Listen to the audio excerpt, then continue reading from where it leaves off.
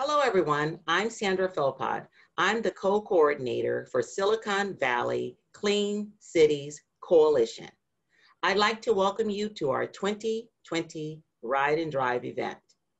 Today, you will learn about electric vehicles, including cars, trucks, and buses, charging stations for EVs, and more.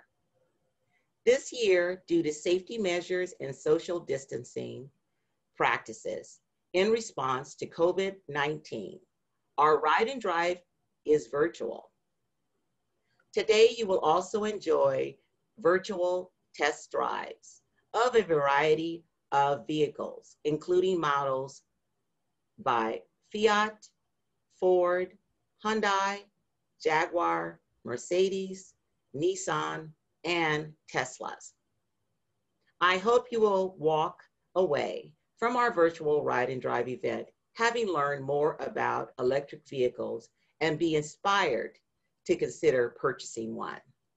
Thank you for watching. Silicon Valley Clean Cities Coalition and the virtual ride and drive are grateful to our generous 2020 event sponsors, Monterey Bay Air Resources District, Green Fleets Group, the San Jose Flea Market at Berryessa, Rose Garden Print, and to our partners and stakeholders who contributed video to the event, Joanna Boehm, California Fuel Cell Partnership, ChargePoint, Ebgen, Franklin McKinley School District, Motor Week, RideZumo, and the Santa Clara Valley Transportation Authority. We'll be starting the 2020 virtual ride and drive off with excerpts from a 2019 Breathe California TV interview with Paul Wieringa, stakeholder in the Silicon Valley Clean Cities Coalition and a member of the Green Fleets Group. Paul and host Terry Trumbull discuss electric cars and their direct benefits for the health of the community, the conversion of diesel buses to electric buses, and the 2019 Ride and Drive, which was held on-site and not virtually. We hope that the 2021 Ride and Drive will be the same. The interview will be followed by a Motor Week segment featuring Silicon Valley Clean Cities.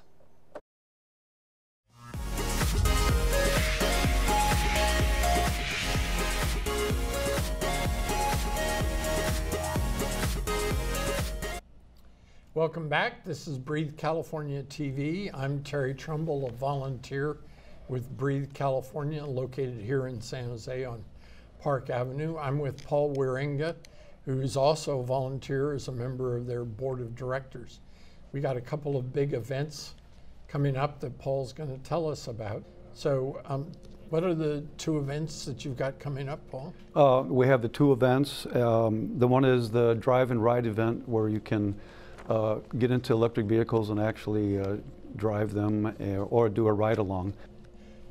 So tell us a little bit how you got involved in all of this. I got involved with an interest in electric vehicles. So I am a volunteer and stakeholder in the Silicon Valley Clean Cities Coalition, which is that's part of Breathe directed California. by Breathe California, right. Yeah. So specifically, I'm a member of a group, the Green Fleets Group, who works with the Clean Cities and Breathe California on specific electric vehicle projects.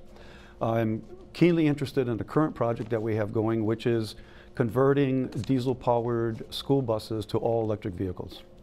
We feel this is really important for our children because they're on those buses every day. The diesel engines are large polluters, and the pollution that they create is small particulate, so it makes the children very vulnerable to lung disease.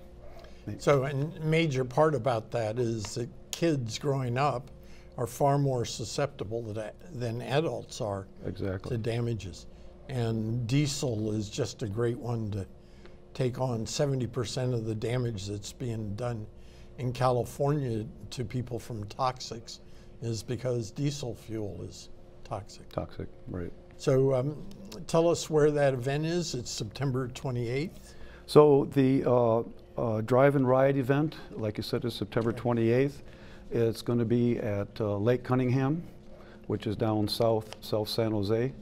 You'll be able to. Most of you will know it as because it's very close to Raging Waters, which is actually in that Lake Cunningham Park. Lake Cunningham Park area. So be able to come out, drive, sit in an electric vehicle, drive it. You can also do a ride-along with one of the dealerships or with the owners. We're going to have some great vehicles. We're going to have Jaguar out there. We're going to have Audi. We're going to have Tesla, Toyota. And then we'll also have some private cars owned by some of the members of the Green Fleets group. And it'll be a good time. You can bring your family and friends. We're going to have lawn activities.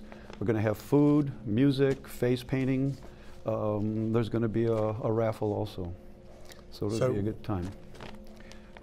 How are you going to get your, you got to finish the good stuff before I make jokes. Okay, good. So, so what time is it? It's starting at 10 o'clock in the morning, finishing at 2 p.m. So we're also going to have some booths. There'll be health fair booths and things to occupy your time. So range is not much of an issue anymore on electric cars. How would you describe that? Range is always an issue, but it's improving all the time. There's some new battery technologies coming out. There's better power management system within the vehicles, and it is improving.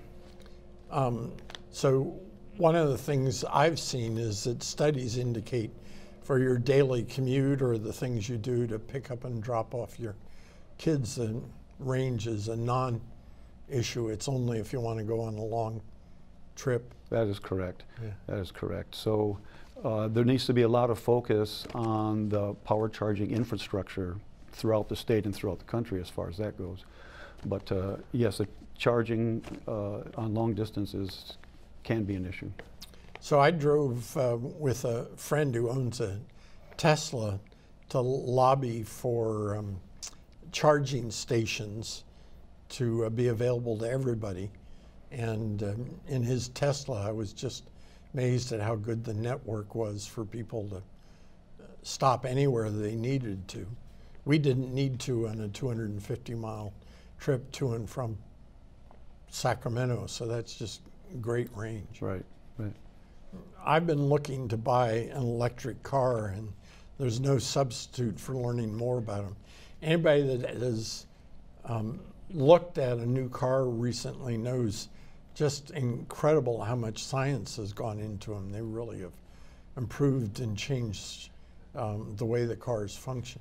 It is, and it's not a static technology right now. It is growing by leaps and bounds, and there is a lot of technology under development that will make incremental leaps in the performance of these vehicles, particularly in the area of batteries. Well, I particularly like to see Jaguar because their electric car just came out publicly. So I have an interesting story. Almost everybody knows the name Rod Dearden Sr., who are train stations named after. But I picked him up when I was a professor working for him at San Jose State when he was flying in.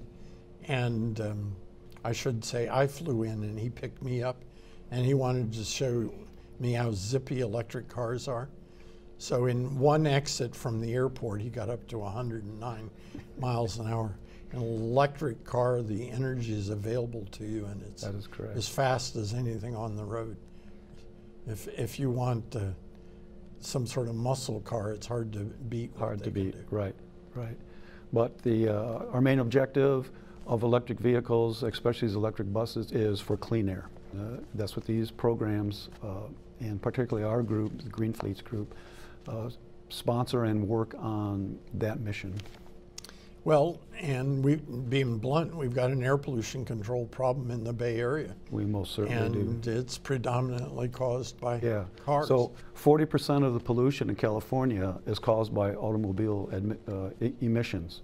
Okay, so what we need to do is drive fewer miles, and we need to drive cleaner miles. Okay, and with the growing population in California, we need to do that right now. And that's where Breathe California is sponsoring the Silicon Valley Clean Cities to promote these kinds of events, to display the vehicles, to get people hands-on experience with them, to reduce the pollution and to reduce our independence, our dependency on fossil fuels, on petroleum products. I don't know if you know, but the California Cities program is funded by the Department of Energy. specifically to reduce our dependency on petroleum products as a sustainability and security focus for our country. Right. There's 100 clean cities organizations within the country, and our own chapter, Silicon Valley chapter, is now celebrating its 25th year of existence. Yeah, and I think all of that at Breathe California. It is. Meaning it's been a program run by them. So Breathe California used to give clean air awards to outstanding organizations that cleaned up the air, and I remember one of them we gave to San Jose for switching as much as possible of their fleet over to electric and other cleaner sources. Right. Those awards come through the Clean Cities program. And that's critical as your Clean Cities Works is getting local government to do the same thing we want citizens to do. So I can't overemphasize how important the switch is to electric cars for what we're trying to do. Everybody agrees that that's vital for our health. Most of us in the Bay Area are breathing unhealthy air, and this is a great spot to get going, either with your car or you may know that Bay Area Air Quality Management District has banned burning wood on most days because of the particulate problem during the winter. Emissions from your car in the summer create the other major problem, which is ozone, which literally dissolves your lungs. Pretty scary stuff. So tell me a little bit more about why we should be switching to electric cars. Our focus, the Green Fleets Group, focuses, of course, on electric vehicles and primarily converting these diesel-powered buses, school buses, to electric. We have a very lofty mission. Our goal is to take every diesel-powered school bus in America off the road and convert it over to an electric vehicle. The project, we've already done one electric bus, one conversion for the Gilroy School District, and we're now working on a second vehicle.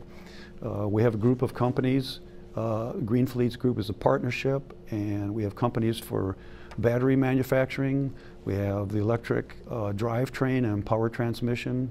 We have a solar group for charging the vehicles. We have training for electric vehicle mechanics.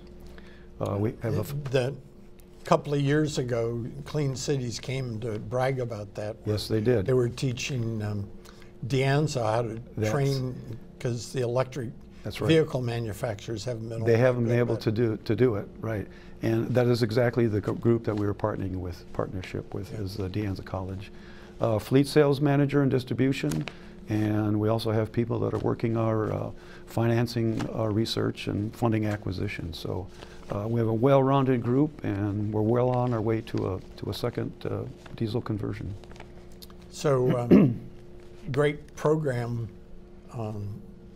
Can't be more impressed with what we're doing. We have an opportunity to make ourselves healthier in a pretty easy fashion. Just quit using the diesel fuel. Correct. That's going to take some time, of course. Not only electric vehicles, but now we're looking at converting or manufacturing new, box trucks, delivery vans. I know there's Tesla's working with 18-wheel semi-vehicles, semi-tractors. So it's an all-encompassing technology, and not everybody can participate in the larger size vehicles, but certainly you can come and to the drive and ride and participate at an individual level with electric vehicles, individual passenger cars. You mentioned this earlier, but just converting school buses would not be a mainstream thing. Most people think in terms of their own driving, but we have hundreds of types of diesel buses out in the road that we need to Exactly. Convert. And just think, every bus that we can convert and get children on, that's 40 vehicles off the road. It's 40 gas-burning vehicles, potentially, that can come off the road. So that's a considerable benefit. Yeah, to say the least, every car we get off the road is a big improvement in our potential air quality. So we've got about 1.5 minutes left. Why don't you run over your 2 big events and give us all the details? I'll yell if you're getting close to running. So the Drive and Ride is a fun event. Come out and get your hands on an electric vehicle, take a little spin, and see what it's all about. That's a wonderful position that you're in to do all of this. So, Paul, I want to thank you for volunteering because so many nonprofits doing good things depend on volunteers like you to get things done. It was a pleasure doing it, and thank you for having me on to spread the word.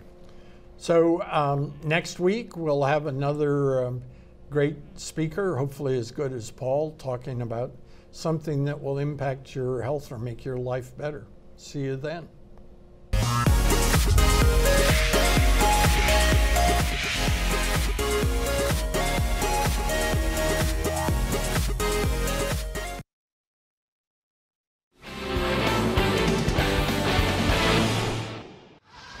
Our success story this week takes us to California's Gilroy Unified School District and a first-of-its-kind zero-emission squared school bus project. They converted a diesel school bus to electric power where solar panels will be used to help charge it up. With a payback of only 6 years, this approach could cut operating costs for school bus fleets nationwide. That bus that we're riding on is equivalent to 57 to 84 mothers or fathers driving and taking their kids to school in the morning and picking them up at night. The Silicon Valley Clean Cities Coalition has also placed 57 Think EV cars in Bay Area cities. They were a gold sponsor of the world's largest gathering of electric vehicles, where 507 EVs paraded down the streets of Cupertino, California to set a Guinness World Record. Now that's electrifying.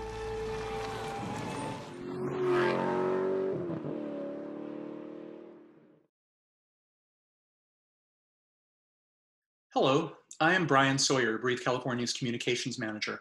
You'll be hearing from me several times during the ride and drive. While we're here, I'd like to talk to you some more about electric buses. Pollution-free electric buses help create healthier communities. More and more are joining or replacing fleets across the country, thanks to funding programs, grants, and the bus's clean operation. Declining battery costs, improved performance, and increased driving range have made electric buses an exciting alternative to diesel-powered and other fossil fuel buses. Evgen Electric Technologies transforms factory OEM, or original equipment manufacturer, vehicles into more fuel-efficient vehicles by adding an electric motor, an advanced lithium-ion battery pack, and control software. No other significant modifications to the vehicles are required. The Carl Moyer Grant Program, in partnership with Bay Area Air Quality Management District, awarded Franklin McKinley School District in San Jose a grant covering the cost to replace 7 older diesel-fueled school buses with 7 new electric school buses. We're about to get a quick tour of 3 of them. Santa Clara Valley Transportation Authority, or the VTA, is an independent special district that provides sustainable, accessible, community-focused transportation options, including bus, light rail, and paratransit services, and is the recipient of a multi-million-dollar federal grant from the Federal Transit Administration to help deploy automatic electric vehicles designed for accessibility. So, you're about to see 3 electric bus videos, one from Evgen's Edward Monfort, who built the first working modified Bluebird electric bus, one from Franklin McKinley School District, and one from a VTA operator about what it's like to drive an electric bus. Are you ready to take off? Here we go. This is our 25-passenger zero-emission electric bus. We have 3 of these, 1 wheelchair, and 3 big buses, for a total of 7.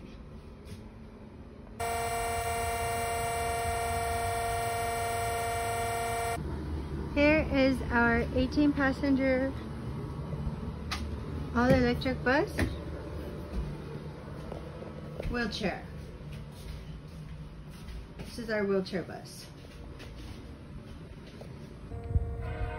This is our 78-passenger zero-emission electric bus. This is a 78 passenger bus.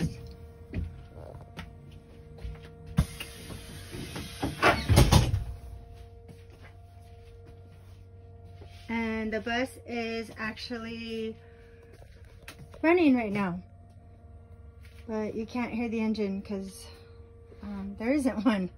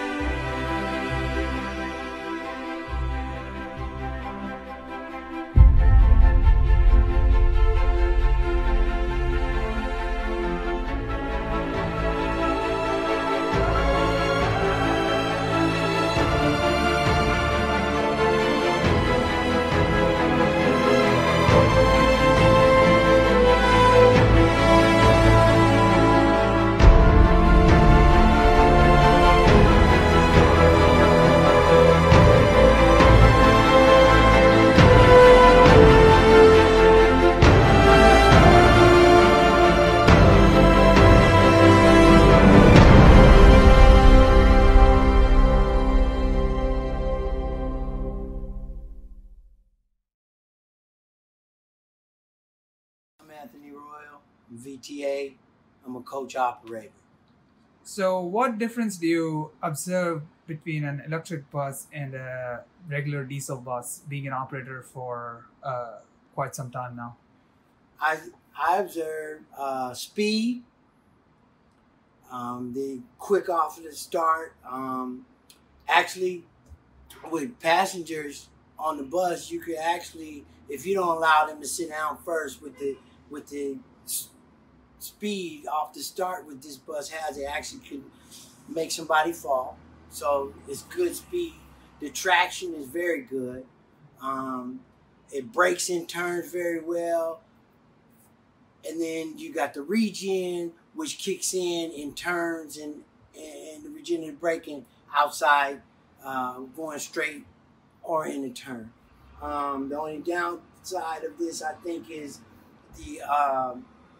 the ability, you have the percentage, and a lot of times as drivers, we tend to look at it in fear of, maybe running out of juice.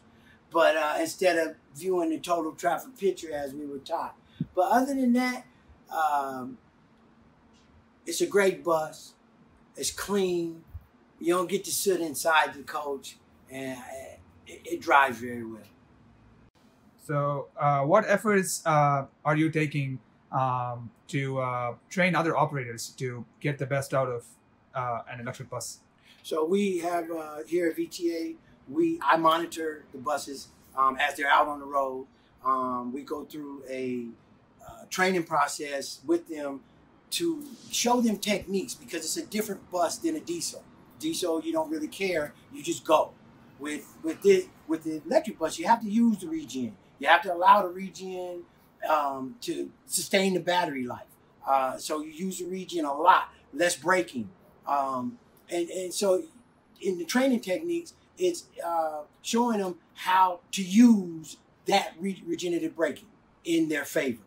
And so that is just the one technique in the training that's used to sustain the battery to keep the bus out on the road for the life of the route.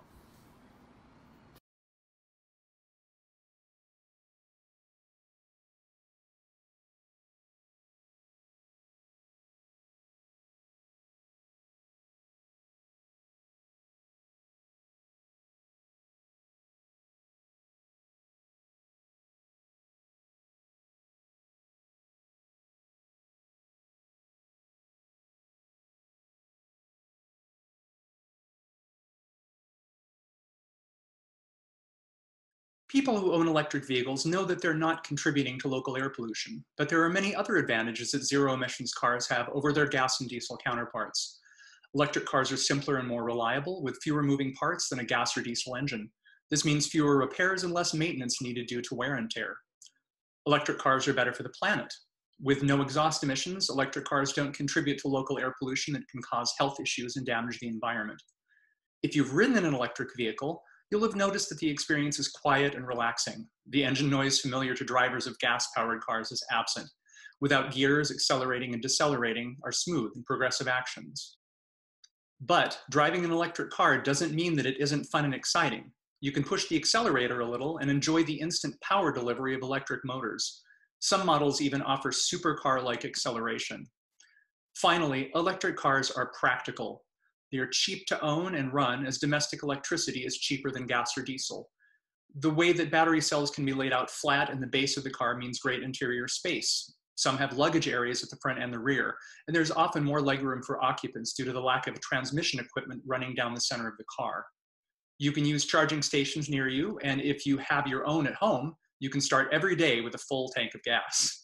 Let's take a look at some videos of virtual test drives and recharges, EV conversions, and a great ride on an electric bike.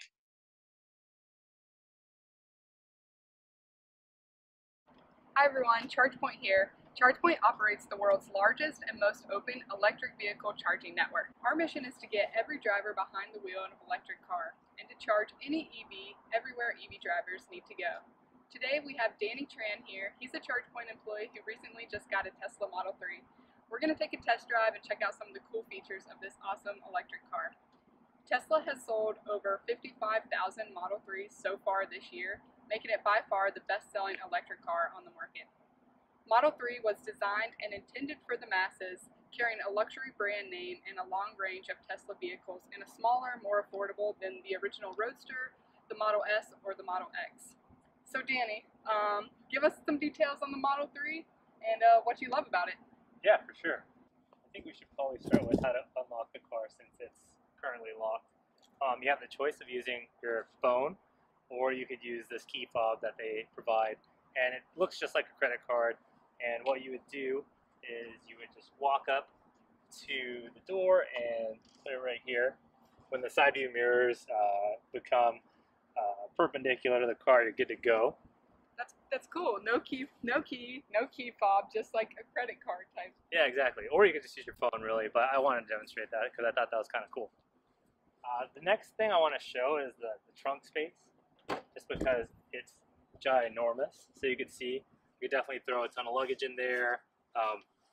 I guess if I go to Costco, I could throw in as many groceries as I wanted to. And besides that, there's actually more trunk space here, where the wheel well would have been, or the spare tire.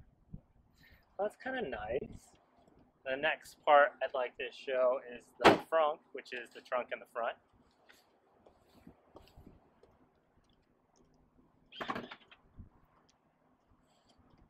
And so for this area, it's really good to store, small items, something that you're just gonna toss in and drive home quickly. Oftentimes I put takeout in there, or food, or gym bag, or whatever it is that might stink up the car. The rest of the features are inside the car, so if you want to take a ride real quick, we could look at those. Yeah, let's hop in. So we're here in the car about to take a test drive. We're all buckled up, and look how beautiful the inside of this car is. Clean design, minimalist. It's really cool. So tell us about some of your favorite features. Yeah, so one thing that we didn't get to see, I've gotten kind of used to and taken for granted, but there's actually a feature where if you click on here, there's different user profiles. So you could see Lisa right there, and then you can see Danny. And what those profiles do is they'll remember your adjustments for the steering wheel height, the side view mirrors, and most importantly for your chair. And so when I get in, I could easily switch from however she likes to drive the car to however I like it. And so you don't have to be fussing around with all those different buttons on the side of your chair and adjusting the mirrors so that you can see. Besides that, I would say that the AC feature and heater features are really good. So you're able to direct where the wind's blowing on you with this touch screen rather than adjusting little rudders on your fan. And so if you actually look at the dashboard, there's no little vents at all. It's just one large vent that goes right across. And so I thought that that was a pretty clean design. I really think that it's easy to actually clean it yourself. You're not taking like a feather duster and jamming it into those vents trying to get all the dust out. It's just one, you know, easy motion.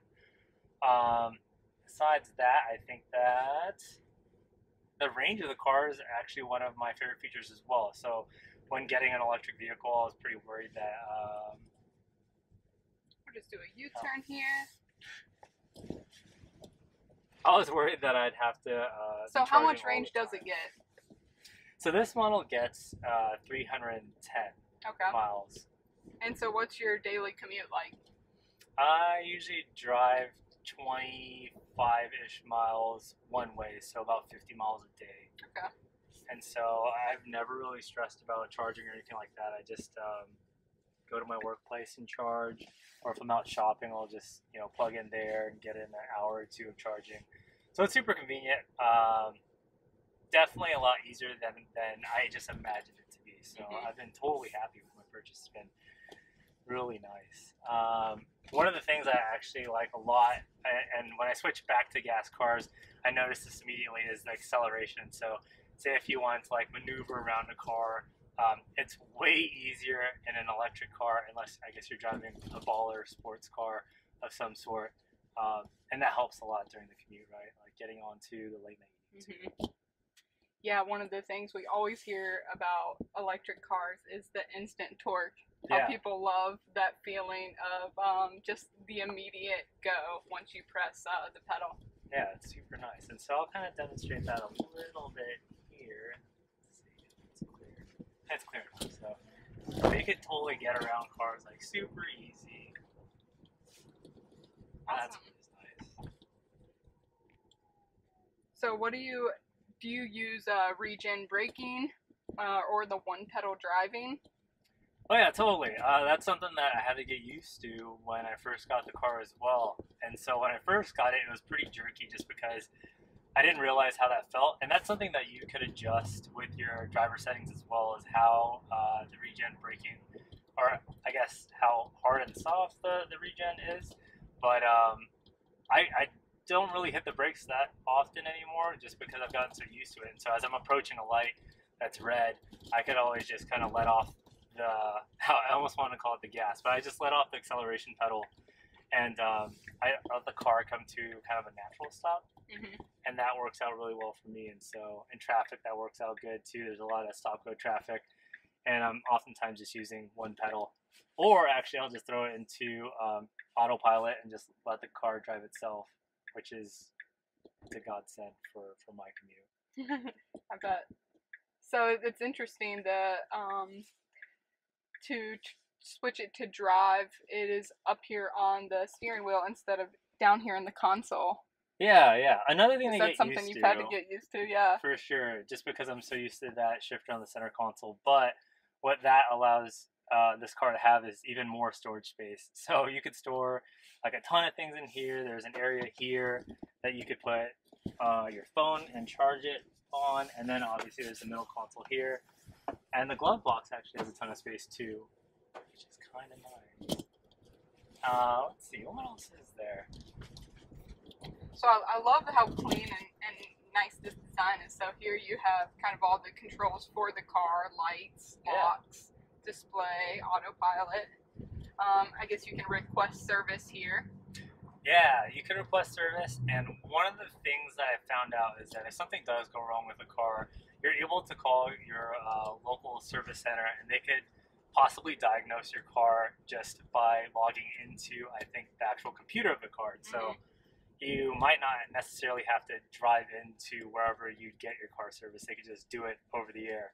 And so I know that there was initially something like a lower rating for safety because of some braking issue that they had where the braking distance was further than they had anticipated. And so they just had an over-the-air update on their software, and that enabled them to stop the car much faster. And so I think as time goes on and they're updating the software, the car is just going to keep getting better and better. And so something that is totally futuristic to me, but is really awesome. all the cars of the future will be run by software. Yeah, it seems like it, right? And then you have your music here. Yeah, and the sound system on this is actually really good. It's something that I can appreciate. I used to be a bit of an audiophile for my other cars. Like, I'd install like an aftermarket sub with all the tweeters and all like the interior speakers and put on like an amplifier and all that stuff. But for this car, I don't really feel like you have to do that. Like, it sounds really crisp, like the bass is nice, and so something that I could totally appreciate driving around. Awesome. I really like how you can see the cars beside you and in front of you in the lane lines, and they kind of tell you if you're getting out of the lanes. Yeah, that's pretty nice. And then if a car comes too close to you, it has kind of an alert system, so that's also nice. Definitely keeps you on your toes. But like I said, for that autopilot feature, I mean, the car really drives itself, and it's really good too. Like, at first I was pretty worried that it would do some crazy stuff, but so far so good. And I've owned the car for several months now, and it's all been good. And this was the base model? This is the long range model, and okay. So this was, I think, the going rate was 49 before you add on any features. And so I know if like you change the color, it might be $1,000 to 1.5 grand more. And there's a few different updates, like the autopilot wasn't included, and so I tacked that on. Premium interior, things like that. I just kind of adjust the price here and there. Okay. Yeah. So I think we're going to stop at a charging station, show everyone how to charge a Model 3 on a level 2 charger. It's super simple. Do you charge often out in public? Yeah, for sure. I think my primary charging location is going to be at work. I mean, I don't know why you wouldn't, right? That's for where most people charge the most often is at home and work. Yeah. So, I mean, if you're going to work, you're already going to be here. Might as well just take your car to the charging station and leave it there. And then usually in a day, like if I'm here for 8 hours or whatever, it'll be almost maxed out. And so that is super convenient, never to have to go to a gas station. All right, we're here at a ChargePoint Level 2 charging station. If you have a Model 3 or you're thinking about getting one, we have a whole network of 54,000 charging spots where you can get a charge. All you have to do is tap your phone on the station.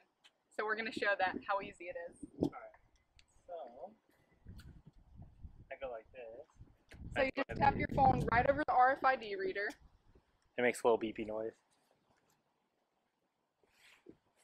So if you're using an Android, it uses NFC.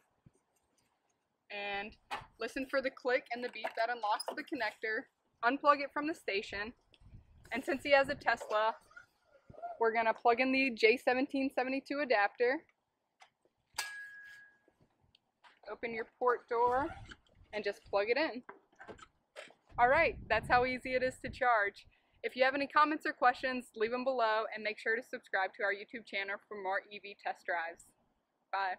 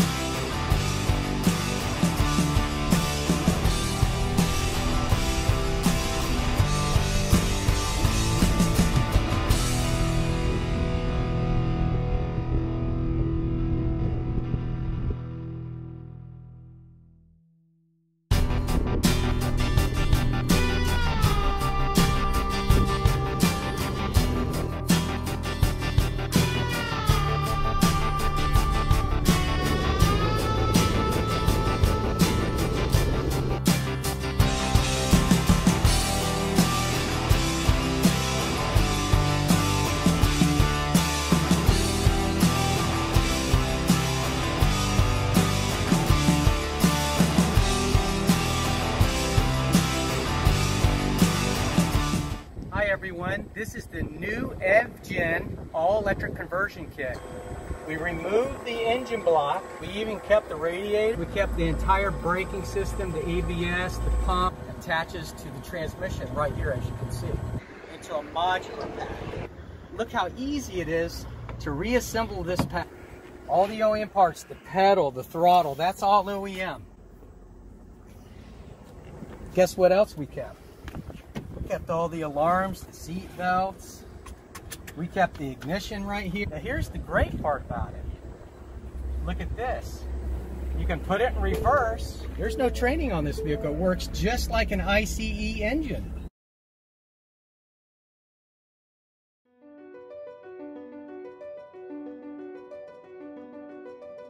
Well, I do spend a lot of time at my desk.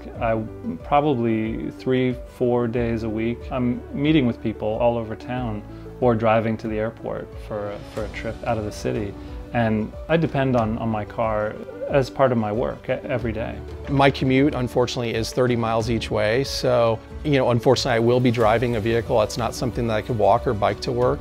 The F-Cell is a fun car to drive. It definitely handles nice. It's also a very practical car. I can fit my kids, I can take my kids to basketball practice. I can haul stuff around at work. Sometimes I have to go out and do store deliveries. It's a very practical, very fun car. I get questions about it all the time. People want to know, what kind of car is that? And what does it mean that it runs on hydrogen? The whole concept of trying something brand new like that was extremely appealing. I think I'm an early adopter and I like to try something different. The Mercedes-Benz F-Cell has been an extremely reliable car, and if anything, as far as driving it is concerned, it's just like every other car. You get inside, you turn the key, it turns on, and you press the pedal, and it goes. It's incredibly reliable, and it does exactly what a car is supposed to do. With the F-Cell, I feel like that I'm not doing any damage to the environment. I'm not depleting precious natural resources, so I feel good about driving the F-Cell. I would say 90% of the time we take the F-Cell just because it's more fun to drive. Why burn fossil fuels if you don't have to? If we're going on a trip, even 100 or more miles, I don't even think about it. It's a more pleasurable driving experience. Mercedes team has been a lot of fun to work with. They've taken great care of me as a customer.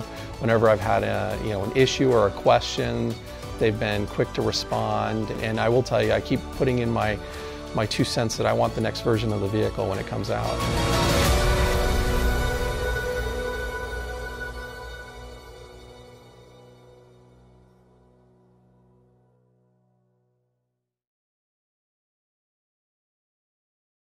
Hey everyone, I'm Lucia with ChargePoint, and we're doing something really fun today. We're going to take a test drive and charge up the Hyundai Kona, one of the newest EV models to hit the market. I'm here with Jessie, she's from the marketing team, and she got the new Hyundai Kona. So really excited. Are you guys ready for a test drive? I am. Awesome. We're going to start with the outside of the vehicle, give you a tour around what everything looks like. First up is the charging port, the most important part, so let's take a look. On the top, you have your J1772 around town charging. The cool thing with this car is it comes standard for every single model for the CCS combo for your fast charging.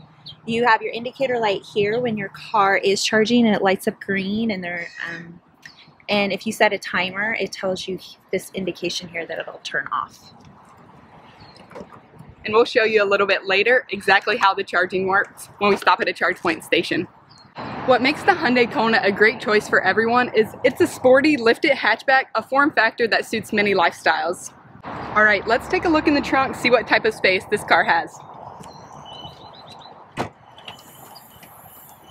So I'm a mom of 2, and I can absolutely fit a full-size stroller in the back of this car. Another thing that I love is it's got really simple little storage pockets. I know I always need to store extra little snacks, change of clothes.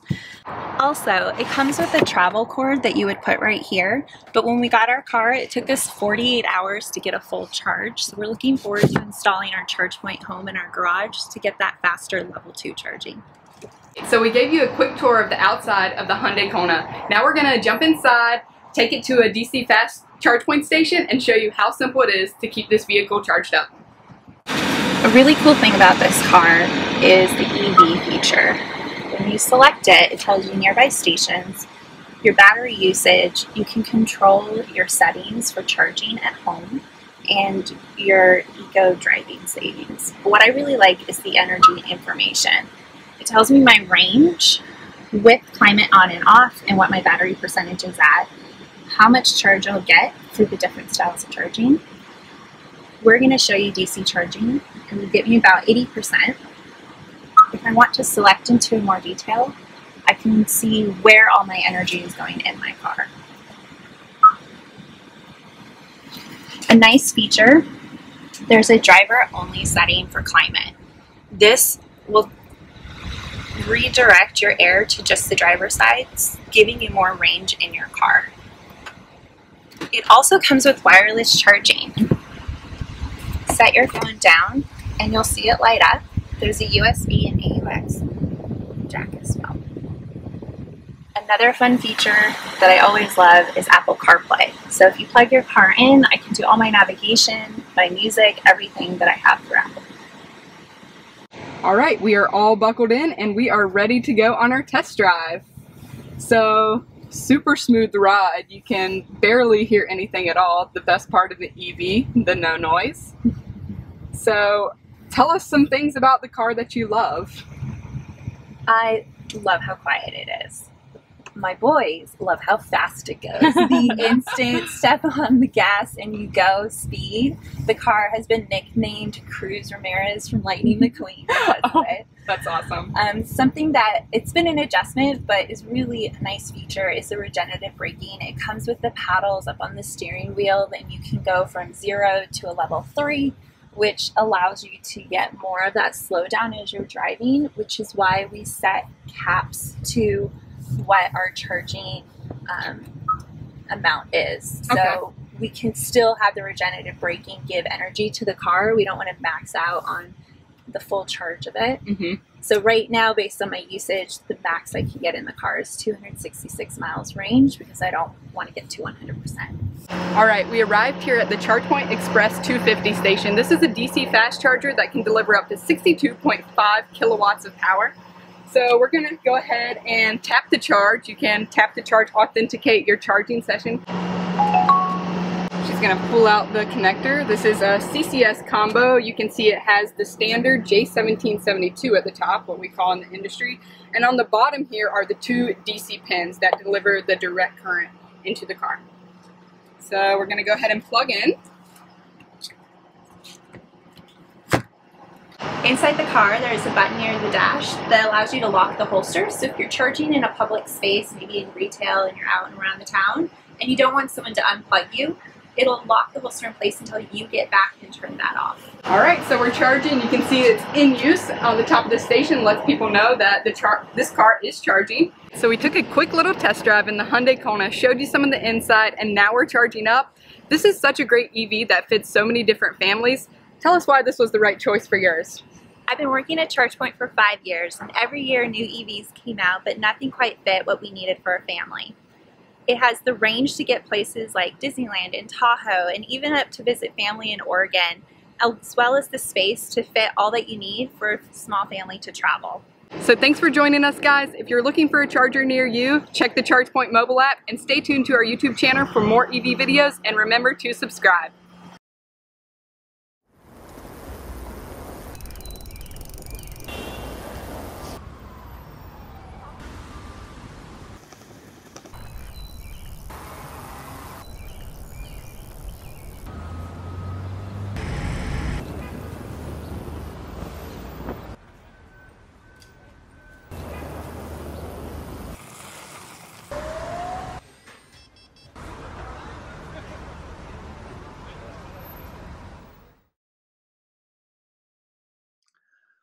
Owning and driving electric vehicles eliminates the need for stops at gas stations. But these new, quiet, energy-saving, and environmentally friendly vehicles need to get energy.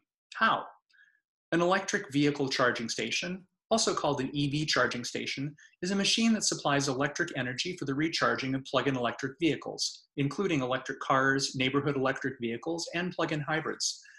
Public charging stations are typically on-street facilities located at retail shopping centers, restaurants, and parking places operated by electric utility companies or private companies. Fuel cell electric vehicles, or FCEVs, on the other hand, run on compressed gaseous hydrogen produced from natural gas, produce zero tailpipe emissions, and require a different system to recharge. Here are 3 videos. One from ChargePoint, an electric vehicle infrastructure company that operates the largest online network of independently owned EV charging stations operating in 14 countries. One from Shell Hydrogen that has built 7 hydrogen cell charging stations in California and is planning to build over 40 more starting in 2021. And a message from one of our sponsors, Monterey Bay Air Resources District.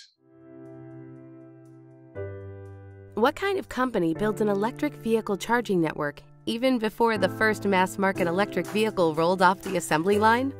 Okay, we admit it. It's us. We're ChargePoint. And our passion, no, our obsession is helping everyone make the switch to electric mobility. We see this moment in time as an opportunity to change the world for the better. And since change is hard, the best thing we can do is build a robust network that makes it easy for people to switch from the old way to the bright and shiny new way. And that's what we've been doing since 2007, designing a charging experience for businesses, fleets, and drivers that is as easy, convenient, and seamless as possible. We've built North America's largest charging network, and we're rapidly expanding in Europe. We've worked with everyone from automakers and utilities to policymakers and influencers to pave the way for EV ubiquity. And we've developed advanced software that makes the charging experience simple. This is way more than just business to us. Electric mobility means cleaner air. And what's more important than that? It's this passion that has driven us to deliver more industry-shaping innovation than anyone. We'll be dreaming and driving and innovating new ways to make the EV charging experience as user-friendly as possible every waking moment we have. We can't help it. That's just who we are. ChargePoint.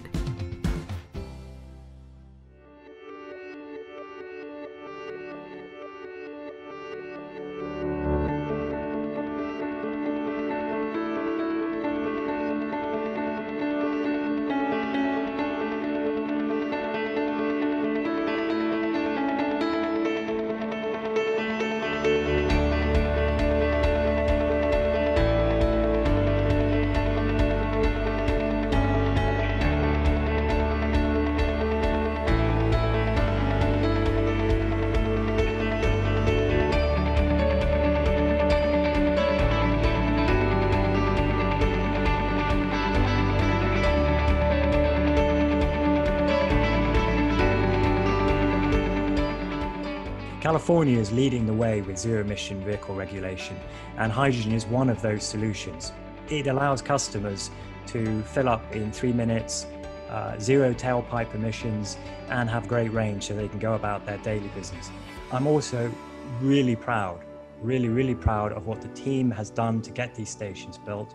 I'm also proud of our partners who have worked tirelessly to build these stations and worked tirelessly to maintain them in perfect state so that our customers have a great refueling experience. It's a tremendous accomplishment. I'm very proud to be part of it. It was a team effort, not just with Shell, but with many other collaborators, including Toyota and Honda.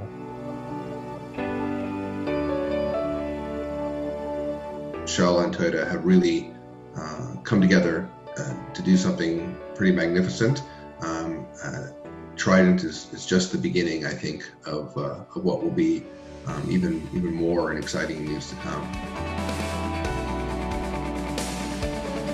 It's wonderful technology that's zero tailpipe emissions and has great performance, and with the convenient fueling that Shell's provided near my home, I'm set.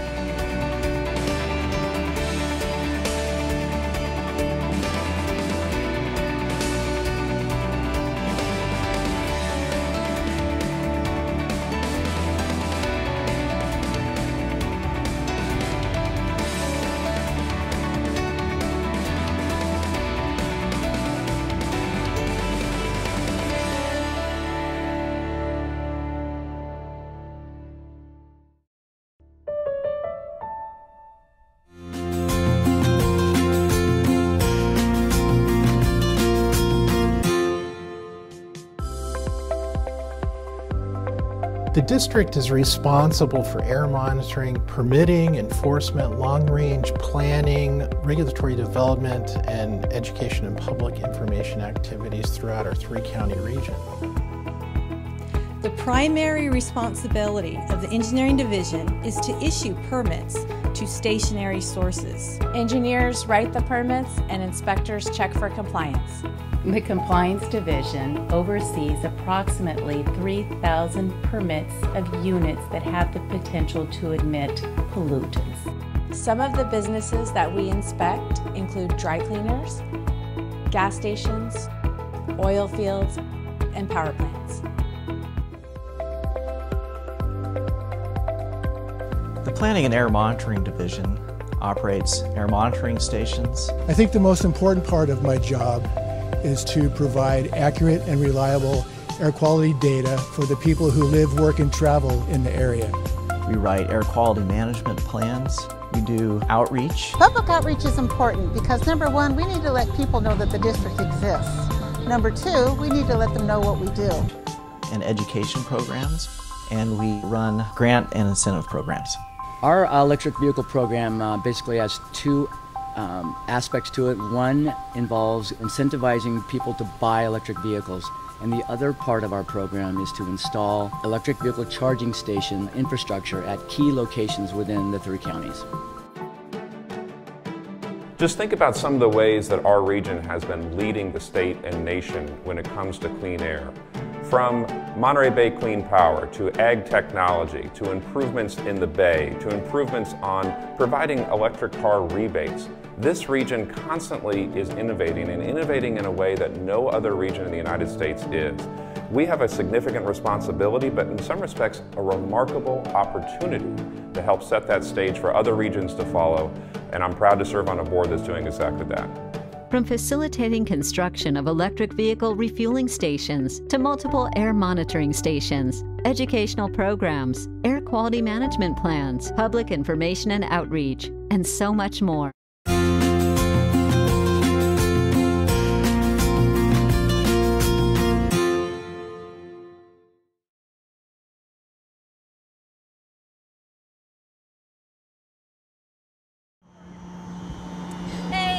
ChargePoint here. ChargePoint operates and owns the largest, most open network for EV charging. I'm here with Kamasu, product specialist for the Nissan Leaf. What do we have here today? All right, so today we are looking at the 2018 Nissan Leaf. This is the SL, which is the top line trim.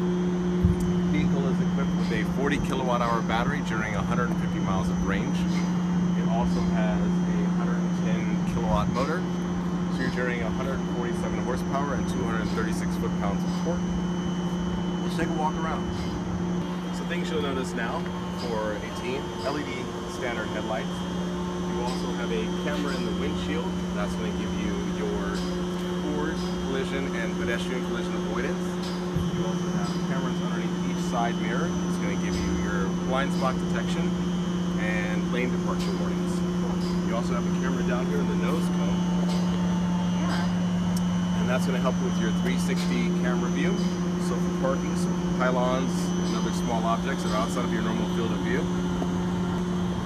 You have the boomerang tail lights, which gives increased visibility for drivers approaching you from the rear. And then you also have a rear camera, which is standard on all vehicles for 2018.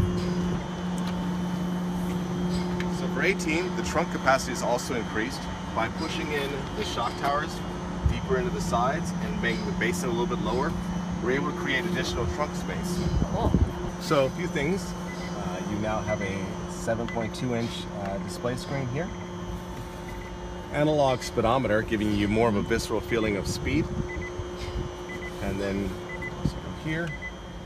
So there you can see that's our 360 camera view. Oh, wow. So now, as you can see, not only do you... It's detecting you. It's detecting me, right. So you're getting any object that happens to be moving around your perimeter, each zone is going to highlight as well as give you an auditory cue that there's something is entering that zone. Oh, nice. So that's a great Cool. feature. So any runaway shopping carts I can detect. All right, you ready to drive? Yeah, let's do it. Okay, so first thing you're gonna do is put your foot on the brake. Mm-hmm. Push the ignition sequence down here. Okay. So the vehicle is now coming online. You can always tell when a Nissan Leaf is online by the green vehicle with the bi-directional arrows underneath. Okay, so right here. Just letting the vehicle has been energized and it is capable of moving forwards or backwards if you were to put it into gear. Right. Because you don't really feel like Right, it's on. you don't. But that green light really tells you. That just lets you know. Yeah. We'll activate the climate control just so we can get a little air going in here. Okay. So you can see the temperature there. Okay, so on your display here, you've got a few things going on. So you have your audio, so you can go either your source, if you want to pick where you want your music to come from. You have your phone connection here, so you can have Bluetooth connection as well as Android Autoplay and Apple CarPlay as well are also new features for the 2018. You have your native navigation right here, so you can look through your native navigation as well as it also highlights charging stations. So if you were to go back or to look for different charging stations, we can actually find charging stations. So I'm going to go home. Don't have a home set in there yet now because this car actually doesn't live anywhere yet. So these are all your different things. Information. You also have your weather, XM Sports, Nissan Connect EV services if you need that as well as stocks. You can also go back to your climate control from here as well. Do you guys also have an app? We do. To control your car? There is an app. There is an app to control the vehicle. It's like through different screens. So if you're looking for charging stations, you simply hit this button here, and then you tell it where you want the charging station. So either a location that you plan on going to, near a point of interest, or at near your current location. Okay.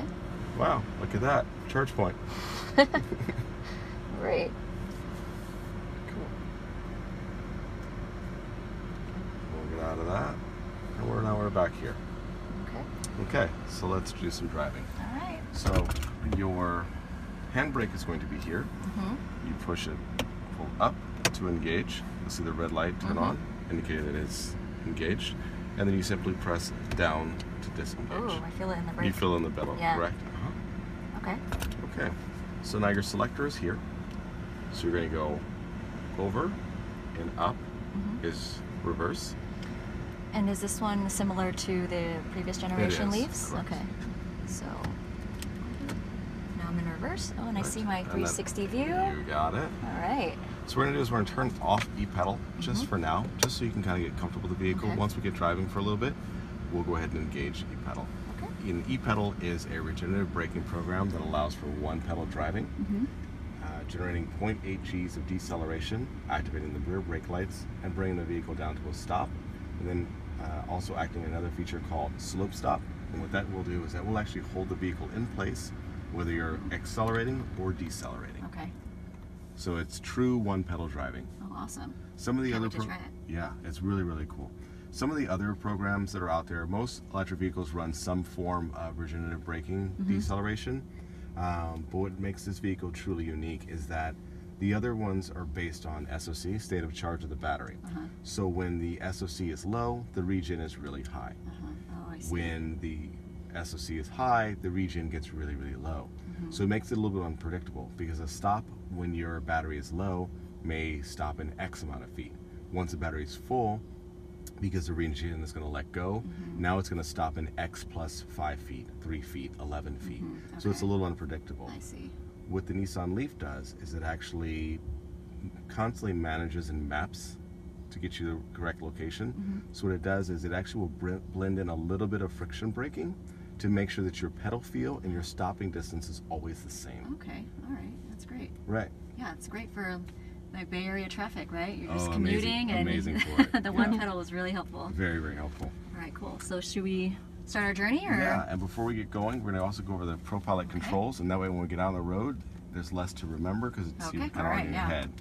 So we're going to go back to park just for safety. Let me go back in the park. So to bring the system online, you're going to go ahead and hit there. You can see Safety Shield Assist Mode. Okay, so I see the lanes. It's lane departure, speed and distance. The distance, Correct. Okay. And so now to set it, you'd hit set. And what that would do is that would lock in your current speed. So whatever speed you're going when you hit set, that's becoming the set speed. And that will be indicated right up there where it says miles per hour. As you want to increase your speed, you tap up and you can see it blinking. Yes. You want to slow down, tap down, you can see it blinking. Okay. And on here, so the static vehicle represents you. Above that you see 3 lines. Those lines are a representation of distance, not necessarily car lengths, as the distances are dynamic. So your speed and road conditions change that distance. So as you go faster, the distance is greater represented by the lines. Right. Okay. So you have 3, 2, 1. It cycles back to 3, 2, 1, 3, 2, 1. Okay. Okay? All right. All right. So now we're ready to go. All right. Okay. So. Ready to reverse? Yep. Here we go. All right. Here we go. Okay. Just check my handy dandy 360. Ooh. All right.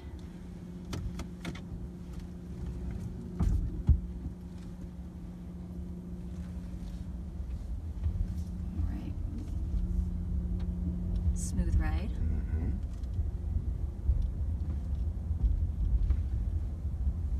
So tell me, Kamasu, how much does this retail for right now? So it's pretty amazing. So the S model, which is the standard trim, is $29,990, which, if you recall the 17 prices, that's actually $690 less expensive than it was last year. Wow. So a lot more value for a lot less money. And then moving up, you've got the mid-level trim, which is the SV, and that is $32,490. And we're currently sitting in an SL, which is fully loaded, top of the line, and that is $36,200. Yeah, I really like the feel of the car. I mean, it's nice leather steering wheel, and I do like the blue trim here. Yeah, that's a nice touch. That's our little accent, just to show that it's electrified. Yeah. All right, so now that we're out on the roadway, we're gonna go down, continue down here straight. At the end of this road, there's a pretty steep right turn. So we're going to activate the E pedal right now. So that's a simple little toggle switch right here. You simply toggle that on. Now what that's going to do, like I said, it's going to decelerate the vehicle once you start removing your foot off the accelerator. Okay. So when we come to this corner up here, which is the corner that you would normally have to brake at to round, we're just going to back our foot off the accelerator a little bit, activating the rear brake lights, round the corner, and then as we get to the apex of the corner, we'll start applying the accelerator. Oh yeah, I feel it. Right? Pretty cool, right? So just round it and then back on the accelerator. Nice. So it really just saves the brakes too, huh? Really saves the brake pads. Wear and tear on your body, overall fatigue of the driver. And also minimizes the chance of this. So now for here, we're going to start easing off. Yeah. And the more you remove your foot, the more deceleration you get. And at the last minute, just start moving all the way off and we'll come to a complete stop. Yep, here we are. You did it. Cool. First time. Good job. Nice. And how comfortable is it now to be sitting at a stoplight, knowing your brake lights are on, but your feet are comfortably planted on the floor? Yeah, it's very comfortable. I like it. Really cool feature. Yeah. Cool. So does the Leaf qualify for the federal tax rebate right now? Most definitely does. Cool. So it's a really, really cool car. You also have Home Link up here. So you can set it to 3 different garages. So like maybe your home, parents' home, and then the work garage. Oh, cool. Yeah. Those are really cool too. So another thing we've done for 2018 is those now telescope. So the event that you can't get the sun and you can't get the angle right. Oh, yes. There you go. That right? works. It's a nice feature. Just those little touches make a big difference. Yeah. Usually I'm like a little bit too short sometimes, you know, so that would be very helpful. Well, that's another thing we've added for the 2018. The driver's seat in the SL actually now is power, so you can telescope yourself up a little bit too. Yeah. I noticed it when I was adjusting the seat. sunglass shades, holder. yeah. Or fast track holder if you live in the Bay Area.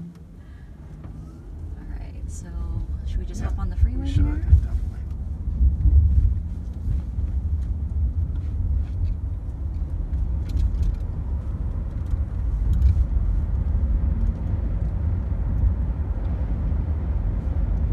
So a couple things we're going to try when we go on the freeway. One, as the ProPilot. Second, is going to see the lane departure warning. So the lane departure warning is activated if you were to breach the lanes of the roadway without your indicator. Simply just a little wake-up nudge to make sure that you are aware of what's going on and that you're drifting off the lane. So we'll go ahead and make our way down to the freeway. So that was the lane departure. Yeah, so make sure you just put on your indicator as you move into the next lane.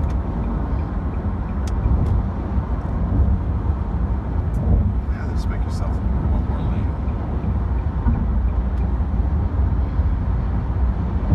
The car's pretty zippy. Yeah, so electric vehicles actually make 100% of their power at minimum pedal input. So all the torque and the power the car has is always available for you to use, which is a great thing for traffic, getting around obstacles, emergency situations. And what's the center gauge right here? So that's your power meter, and that's just letting you know. So when it's in the white, you're drawing power. When it dips down in the blue, you're collecting power through the regenerative braking. So if I have E-pedal mode, it'll regenerate more. It'll be more on the blue side then. When you're not accelerating, correct? Not accelerating. Okay. So we're going to go to ProPilot now. So go ahead and hit set since the system's already online. Set. Okay. So now you can feel, you can remove your foot from the accelerator. Okay. Now you can see the vehicle with the green lines on the side of it as well as the green steering wheel. That's letting you know that it is the intelligent cruise control is also now active. I'm just following that. Yep. And how do I maintain the distance between the... So the distance is being maintained by radar. So it's actually shooting a radar signal up, just bouncing off that back of that, and then pinging back to us. So as of right now, based on the lines being very faint on this side here, the system has decided that it's not as safe for it to be driving, and it has now requested that you take back. Now, by the friendly auditory cue you just heard, that's indicating that the system has now found the proper lane markings and is now back on the steering. Great. So how does it feel? Feels great. Nice and stable?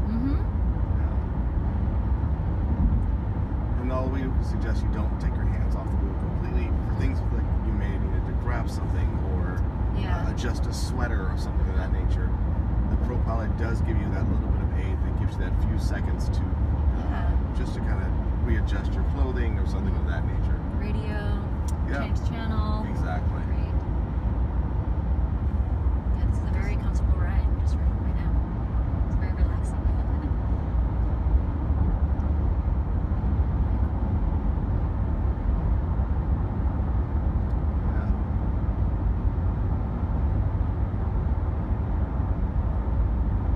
Are there any other features? Those are the main features we're going to focus on. You do have your heated front seats. It's a little warm for those today. These harsh winters we're having here. Yeah. You also I can see the blind spot detection blind here. spot detection. So you're also getting that. So if you're attempting, if you're staying in your lane, it's just going to simply illuminate to let you know that there's a vehicle present. Now, if you were to put on your indicator while it was illuminated, you would also get an auditory cue. Like that? Like that. Okay. It's a nice safety feature. Very nice safety feature, especially at nighttime. A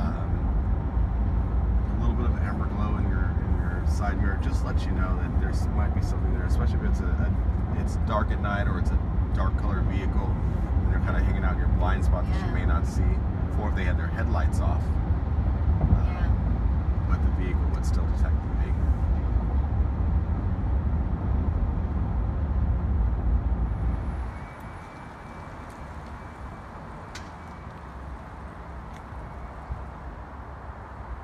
All right. Alright, we're here pulled up at a ChargePoint station.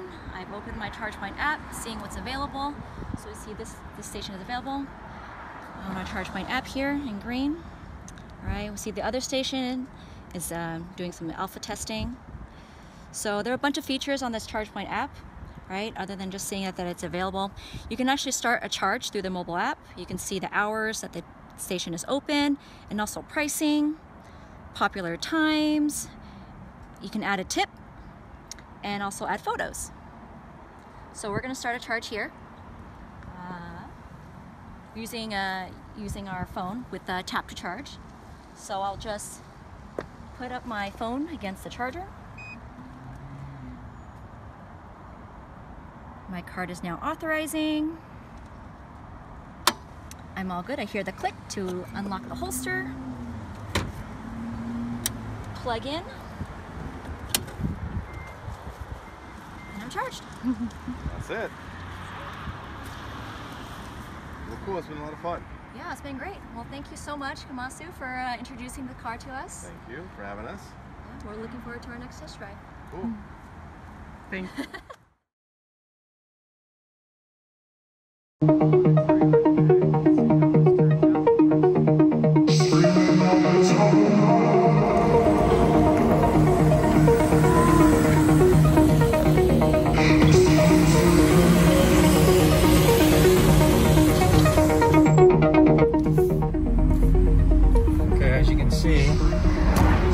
Can't see the transmission, but you can see we're taking off no problem. I don't even feel the trailer. This is for all you naysayers. Everyone says this can't be done. I know these electric trucks and vans they got out right now don't go up hills.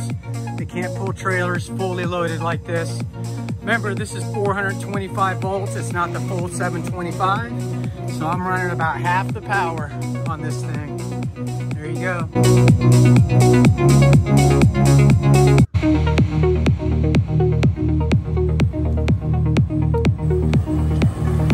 We got a full load. So we're up to almost 60. Yeah, I haven't even airbagged this thing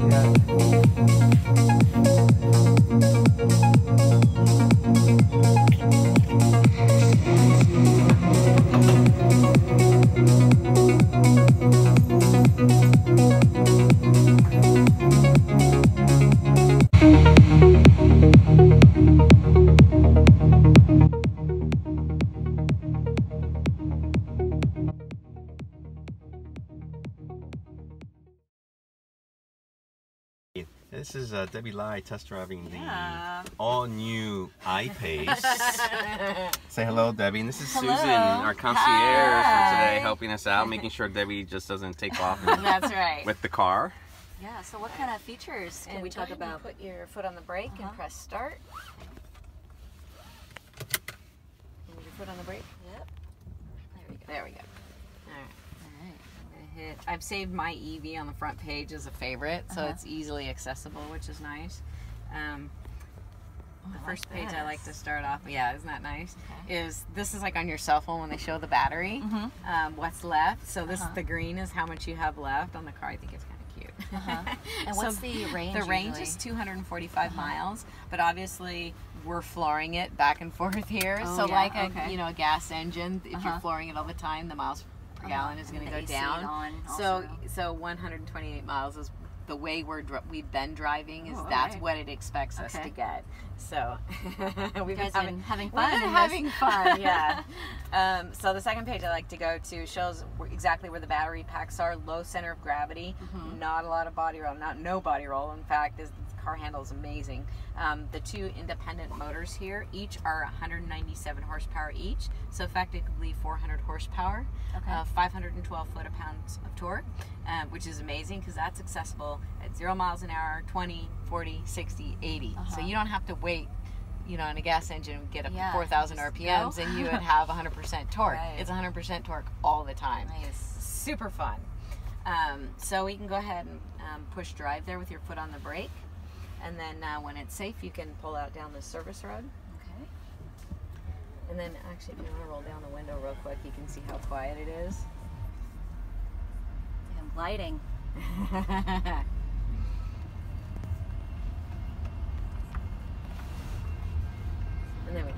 to visit. I just wanted to show you that. So that's some regen. Yeah, so I have you in high regen right now. And so we'll go to the second stop sign and then do a quick left and a right. So that's going to give you maximum power back to the battery pack. And you can actually learn to 1-foot drive with it on high. So am I turning left? Yeah, we're going to go left and then right. So there's a right turn lane there.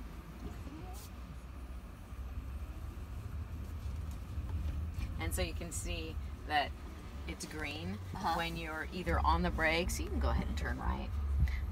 When you're on the gas, it's going to show blue. So that means you're using power. And anytime you're off the accelerator or on the brakes, it's going to give you regenerative power.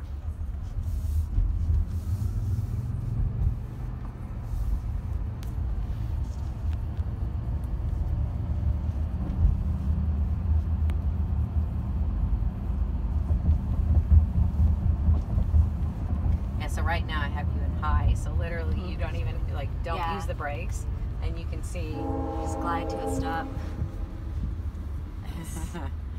And then I'll put you on low so you can feel that as well. Okay. And then right now I have creep on, so that means like if you're in a regular gas-powered engine and you're in stop-and-go traffic, you have the brake on, you lift off on the brake, it's going to creep forward basically, and then you push the brake. Gotcha. So go ahead. And so I have that on right now, so that's going to give you a regular car feel, but you can turn that off too. Now if you let off the accelerator, you'll see there's still regenerative braking, but it's not as much. It's not as aggressive.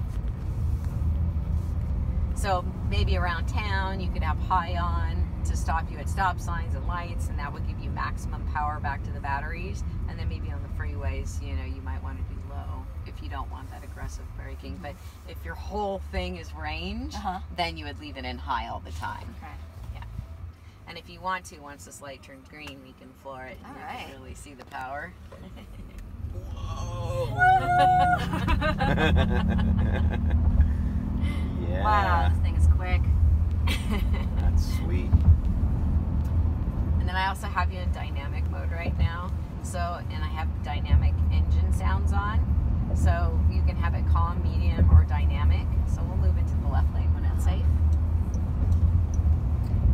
And not at this U-turn, but the next one up, we'll make a U-turn.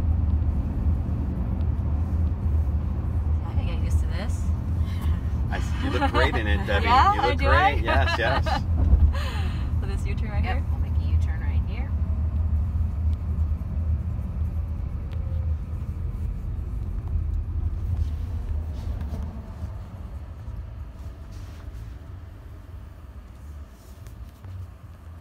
Yeah, we've been having a lot of fun. I mean, so when do these cars launch?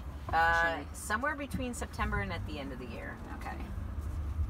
So when you turn around here, straighten the wheel, now you can floor it and listen to the engine noise. Yeah. Oh wow, that's fun. So I have it on the loudest setting. Then let off. I think I still have on low. So that sound only inside, not outside. Yes, it's right. only inside. It's got the feeling, That's, of the engine. that's great.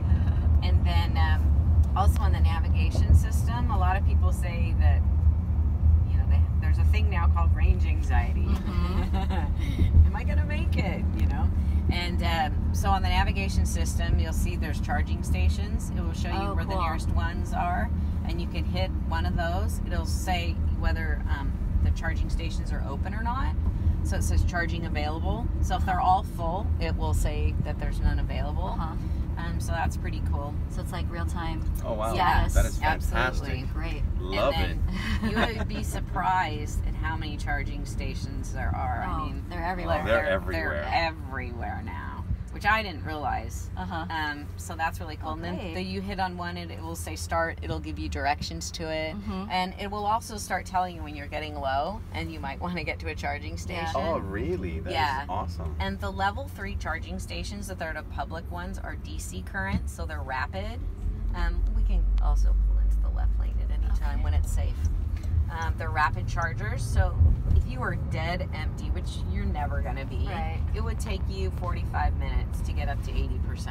Oh, nice. So like that's get a lunch. Yeah, most likely you're going to be at 20% or 30% or something like that. So it will probably take you 15 minutes. Behavior-wise, you'll probably be topping off everywhere you go. Exactly.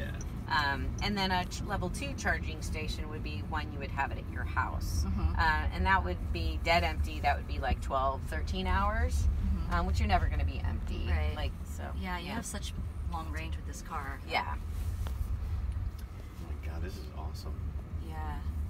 Yeah, and it also has a low power mode.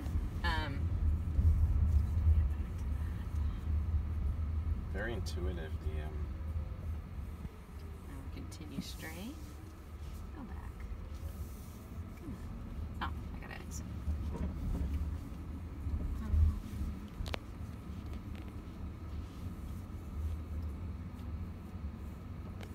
Oh, wait. Okay, so this little guy right here. If we can go to the end right here and make a U-turn. Okay. This little car right here with the battery on it, if you were getting really low and you're worried about not making it to the next charging station, this is the low power setting. So you hit that little guy and we can make a U-turn right here. Okay, great. And it says activate low power mode, and you're like, yes. So now it shuts down, everything AC. That you do not need to actually drive the car. So it will give you maximum range here. And then just to put it back on, you just touch the screen. There you go. And turn that back on. Oh, that's cool. Right here. Very cool. Right here, And then up there. well, you can go in front. Very, very cool.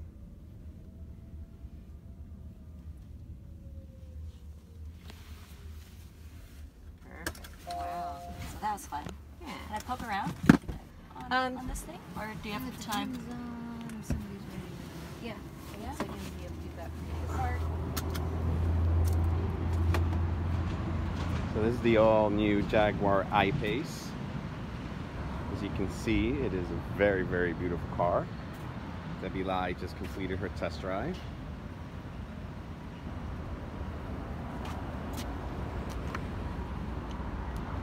This is the port, charging port.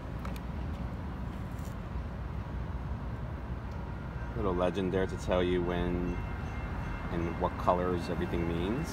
Pretty very, very, very nice.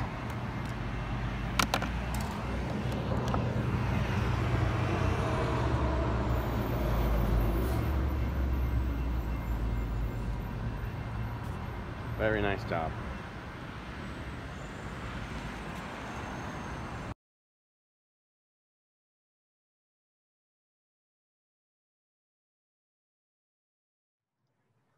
I wanted to tell you about Clean Cities. That is a group of stakeholders in our community, and Breathe California is the host of the Silicon Valley Clean Cities Coalition. We would like you to join if you're interested in helping forward the goals to reduce our use of petroleum and to advance the promotion of advanced vehicles and alternative fuels. And it's a very unique public-private partnership. So if you've been lucky to see some of the ride and drive already, you know that we partner with a lot of the automotive manufacturers and dealers. We partner with groups like ChargePoint you've been seeing in those videos to help us when we have to have installation of equipment so people can charge. And so it's a unique kind of group, and I hope you'll join us. Just go to svcleancities.org and you can sign up.